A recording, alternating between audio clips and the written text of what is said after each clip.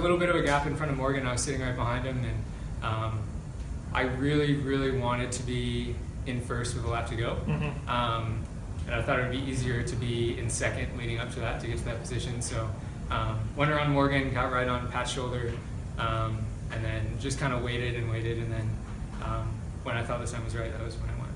Yeah. Because, I mean, it turned out to be important because it was a close finish, and Morgan might have closed.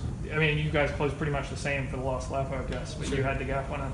Yeah. I mean, that's why I wanted lane one so badly, because I've made the mistake on 200-meter tracks, bank tracks like this, where I expect it to be as easy as an outdoor 400-meter track to pass, and it's just not.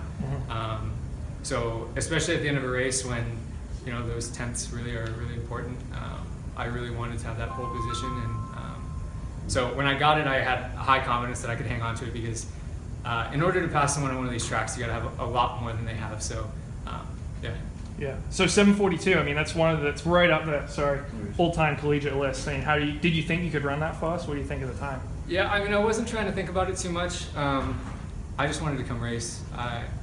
I think it was a lot easier for collegiate guys like me and Morgan to do that, to just come here and focus on the race. We don't have the pressures of being a professional, making money off of this, having bonuses on the line, all kinds of stuff. So I knew it was going to be fast enough to as long as I was with the leaders, I knew the NCAA qualifier would take care of itself. And I just came here to race, and that was a luxury that I was afforded just being a collegiate guy, and it was fun. I mean, these are the type of guys I want to mix it up with at the next level, and hopefully some other guys too, so it was fun.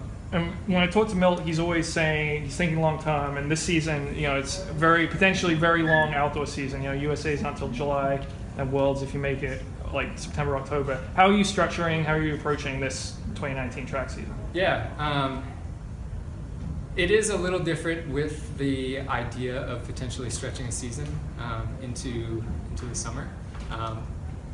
And because of that, that is kind of in the back of my mind and Coach Milt's mind, but I don't think that's really changing the training a whole lot in the indoor season.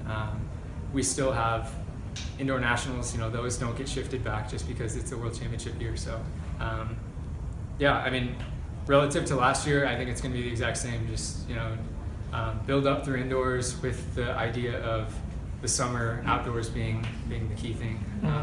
So we haven't really talked specifics on summer stuff yet. I think the idea is just focus on indoor for now, get the job done, use that as a building block for outdoor, and then deal with outdoor when it comes. So I haven't discussed what my summer racing plan is going to be like with Coach Milt yet, so I'm unsure exactly how it's going to pan out, but I would imagine it would just be take care of business now, take care of business later, just kind of usual stuff. Yeah. So Sean McGourty raced last night in Boston. Yeah.